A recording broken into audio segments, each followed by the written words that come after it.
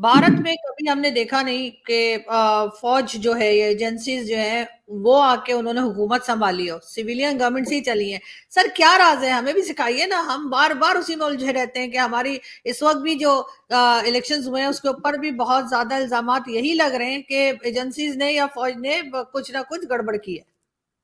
आरजू जी, जब मैं आपके सवाल का जवाब दूंगा तो कृपया कर कर ध्यान रखिएगा, मैं एंटी पाकिस्तान आर्मी नहीं हूं, मैं एंटी पाकिस्तान भी नहीं हूं, और मैं कोई आपकी या किसी भी कंट्री की पॉलिटिक्स का कोई बहुत बड़ा फैन नहीं हूं। लेकिन इसका एनालिसिस हम आपस में करना मेरे ख्याल ज्यादा अच्छी बात होगी।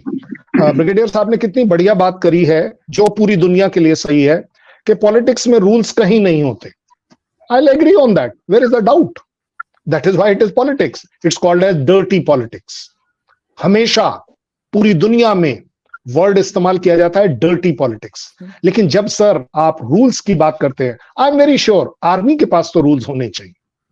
अगर आर्मी भी उस डर्टी पॉलिटिक्स में चली जाएगी तो मैं अगर पाकिस्तानी होता तो मैं कैसे फक्र करूं अपनी पाकिस्तान आर्मी में, जो कि उस पॉलिटिक्स के अंदर पड़ जाए। और उसका एक जीता जागता उदाहरण मेरे यहां नहीं, आपके यहां पर है। आप रीचेक करा लीजिए। आपके यहां क्या बोला गया कि मुनीर साहब ने कॉन्ग्रेचुलेट किया कि हमने बड़े सक्सेसफुली इलेक्शन करा लिए। आर्मी का कोई रोल नहीं होता है इसमें। Your paramilitary, police, system, administration, वो करना चाहिए। मुझे लगता है आर्मी को भी अपने काम पर ध्यान देना चाहिए, अगर कंट्री की डेवलपमेंट पर ध्यान देना चाहिए, टू दी एक्सटेंट, जैसा अभी अभी ब्रिगेडियर साहब ने बड़ी अच्छी सी बात कन्फेस कर ली, हमेशा से ये धब्बा लगता आया है और आगे भी लगता रहेगा। ये जो आगे लगने का बात है, मुझे लगता है कि आज हम वो वेटरन्स आर्मी के, चाहे वो पाकिस्तान के हो, किसी भी जगह के हो, वो एक चीज जरूर बोल पाए, अब हम चाहेंगे कि ये धब्बा आगे ना लगे। जब तक आवाम में, आपके आर्मी के रिटायर्ड लोगों में ये मुहिम नहीं चलेगी, ये एक जोश नहीं चलेगा, एक जज्बा नहीं चलेगा कि आर्मी अलग है, वो मेरे लिए प्राइड का मैटर है। हर पाकिस्तानी के लिए pride of matter should be Pakistan army, not Pakistan army in politics, behind politics. ये नहीं होना चाहिए।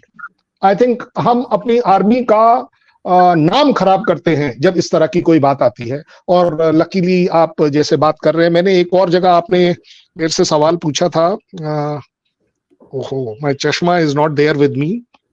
हाँ, हम चाहेंगे कि हमारी आर्मी इस तरह की चीजों में ना इन्वॉल्व हो। मैं तो कहूंगा इवन पॉलिटिशियन चाहेगा कि आर्मी उसको ना तो ऊपर खड़ा करें, ना गिराएं, ना कुछ करें। कौन बोल रहा है ये? पीटीआई अगर क्लेम करती है कुछ भी, जो भी कह लीजिए, भाई आपने कोर्ट में केस लड़ा, आप हार गए, जो भी हुआ आपके ऊपर जाति हुई नहीं हुई आपको पता है।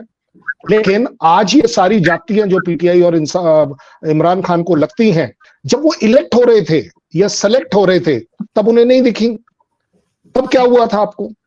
आज अगर आप ही के साथ वो हो रहा है तो देयर इज समथिंग रॉन्ग। मुझे आपका सवाल का जो स्पेसिफिक जवाब है ये है, ये आवाम को डिसाइड करना पड़ेगा कि नहीं।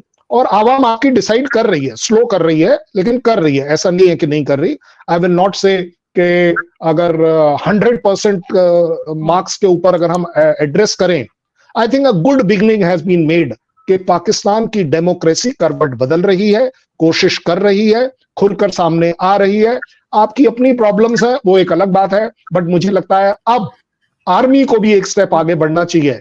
छोड़िए एक बार, छोड़िए अपनी गवर्नेंस को पाकिस्तान की पॉलिटिक्स के साथ। बिल्कुल ऐसा ही है। लेकिन ब्रिगेडियर साहब मुझे एक चीज बताएं, दोनों जगह इलेक्शंस, एक जगह पाकिस्तान में हो गए हैं, भारत में होने वाले, दोनों जगह जब इलेक्शंस हो जाएंगे, आपको लगता है कि जो गवर्नमेंट्स आएंगी, जो सिविलियन गवर्नमेंट्स आएंगी, वो आपस में बातचीत करेंगी, किसी किस्म का ट्रेड ओपन होगा? या पाकिस्तान में तो खैर हमेशा यही कहा जाता है कि एस्टेब्लिशमेंट रोक देती है बात करने से प्राइम मिनिस्टर को। भारत में तो खैर ऐसा नहीं है, लेकिन पाकिस्तान की एस्टेब्लिशमेंट या पॉलिसी मेकर्स क्या बात करने के लिए तैयार होंगे भारत से? पिछली बातें जो कुछ हुई हैं, क्या उसको नजर में रखते हुए हो पाएगा ये? देख लो, जहां तक रिलेशंस की बात है दोनों कंट्रीज के, तो वो स्ट्रेंथ तो है अपनी जगह पर, ही एक हकीकत है। दूसरी बात कि इंडिया में एक्सक्यूज मी, आज मेरा गला थोड़ा सा इंडिया में जब से बीजेपी के और स्पेशली मोदी की जो हुकूमत है, तो इनके साथ पाकिस्तान के रिलेशन कुछ ज्यादा स्ट्रेन रहे हैं। और उसमें ये है कि अपने इंडिया के अंदर भी स्पेशली जो माइनॉरिटीज, मुस्लिम हुए, सिख हुए, या इसके अलावा बाकी स्मॉल कंट्रीज जो है, अभी बांग्लादेश में इलेक्शन हुआ है और वहां पर के इंडिया आउट का नारा लग रहा है और उनके जो प्रोडक्ट्स है उसका बाइकाट हो रहा है। इसलिए वो कहते हैं कि इन्होंने हसीना वाजिद जो है उसको तीसरी बार या चौथी बार उसको मतलब है कि उनके इंटरवेंशन से ये इलेक्शन जीते हैं। ये मैं नहीं कह रहा, ये बांग्लादेश के अपने अखबार और सारे वो कह रहे हैं। दूसरी बात यह आ जाती है कि जहां तक रिलेशंस की बात है, तो रिलेशन हमेशा छोटा मुल्क हो या बड़ा मुल्क हो, वो अपने मफादात के लिए और दूसरा उनके स्पेस से बनते हैं। अगर स्पेस उसके लिए कोई प्रोवाइड न करे एक साइड या दूसरा साइड, तो फिर मुज़ाकरात नहीं हो सकते। जहां तक ट्रैक 2 की बात है, तो ट्रैक 2 तो चलना चाहिए, लेकिन अनफॉर्चुनेटली अगर ट्रैक 2 के भी कोई नताइज मुस्बत नताइज न निकलते हों, तो वहां पर भी फिर मसला खड़ा हो जाता है। और तीसरी बात यह है कि अगर पाकिस्तान पर अगर ब्लेम है कि ये नहीं कर रहा है या ये वतनवादी बेचते हैं या फलाना करते हैं फलाना करते हैं, तो क्या वहां पर कोई इतनी बड़ी लीडरशिप है जो इसका आगाज कर ले, इसके लिए स्पेस पैदा कर ले? ये भी नहीं हो रहा है। और तीसरी बात ये आ जाती है कि ये जो रेस है दोनों कंट्रीज में, वेपन रेस है, और इसके अलावा जो एक खुद को सुपर पावर प्रोजेक्ट करना, दूसरे को कम पावर प्रोजेक्ट करना, फिर ये जो जिंगोइज्म है, ये चीजें, ये मेरे ख्याल में कि नेबर्स में, डिस्ट्रिक्ट नेबर्स में तो चल सकता है, लेकिन करीब वाले नेबर्स में नहीं चल सकता। और तीसरी बात ये कि न पाकिस्तान इंडिया को मिटा सकता है, एक न्यूक्लियर पावर है, एक बहुत बड़ी कंट्री है, और न इंडिया पाकिस्तान को मिटा सकता है। इनके लीडरशिप की स्ट्रेचर से पता चलता है कि दोनों मुल्कों में वो लीडरशिप स्ट्रेचर नहीं है जो पहले गांधी था या इसके अलावा जिन्ना साहब थे, उस किस्म के लोग मौजूद नहीं है। छोटे लोग दोनों तौर पर हुकूमतों में आते हैं, जिसकी वजह से ये मसाइल आगे नहीं बढ़ते। और तीसरी बात कि हम पॉइंट स्कोरिंग करते हैं, हमने ये कर दिया इंडिया को, या इंडिया ने ये कर दिया पाकिस्तान को, या ये तो छोटा कंट्री अपने मसाइल में फंसा हुआ। बिल्कुल कर्नल साहब, आप कुछ कहना चाह रहे हैं? जी नहीं, मैं देखिए आरजू जी, मेरी आपसे हमेशा से रिक्वेस्ट रही है, कौन बड़ा है कौन छोटा है, इसके ऊपर अलग से डिबेट कर लेंगे, क्या बड़ी बात है, डिस्कशन कर लेंगे, डिबेट तो खैर नहीं करेंगे।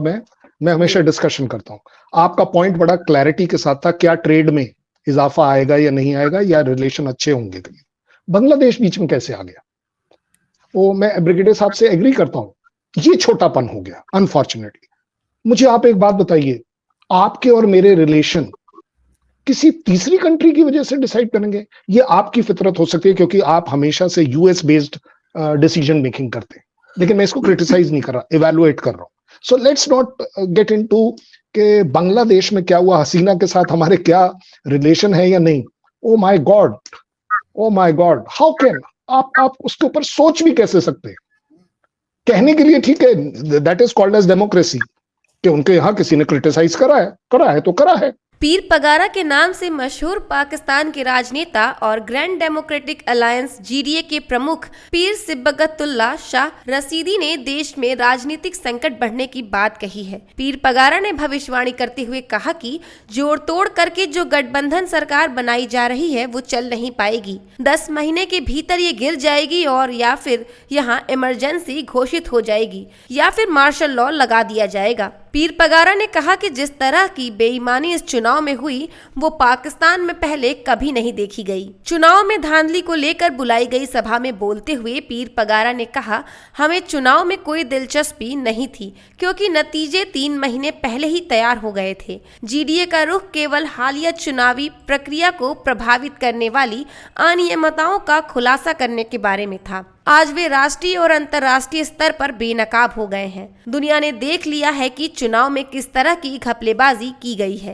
पीर पगारा ने अपने भाषण में अल्लाह से देश के नेताओं, सेनाओं और न्यायपालिकाओं को सही रास्ते पर चलने की दुआ मांगी है। पीर पगारा ने आगे कहा कि देश की सुरक्षा सुनिश्चित करने में सेना के महत्व को नकार नहीं सकते हैं। उन्होंने कहा कि सेना हमारी अपनी है और हम सेना के खिलाफ जाने के बारे में सोच भी नहीं सकते। सेना अगर नहीं होती तो देश फिलिस्तीन की तरह डूब जाएगा। पीर पगारा ने भ्रष्टाचार के आरोपों के खिलाफ पूर्व प्रधानमंत्री इमरान खान का भी बचाव करते हुए कहा कि अगर वो चोर हैं तो हम सभी चोर हैं। उनके खिलाफ लगे सभी आरोप पूरी तरह से झूठे और बेबुनियाद है। राजनीति से प्रेरित होकर ये सभी मुकदमे किए गए हैं। इमरान खान की पार्टी भी लगातार चुनाव में धांधली को लेकर प्रदर्शन कर रही है। पीटीआई नेता रऊफ हसन ने कहा कि 8 फरवरी के आम चुनाव को पाकिस्तान के इतिहास में मतदाताओं के साथ धोखाधड़ी के लिए याद किया जाएगा। उन्होंने कहा कि बड़े पैमाने पर धांधली पर उनके उम्मीदवारों को हराया गया। उन्होंने कहा कि हम ये जानते हैं कि नतीजे अगर नहीं बदले गए होते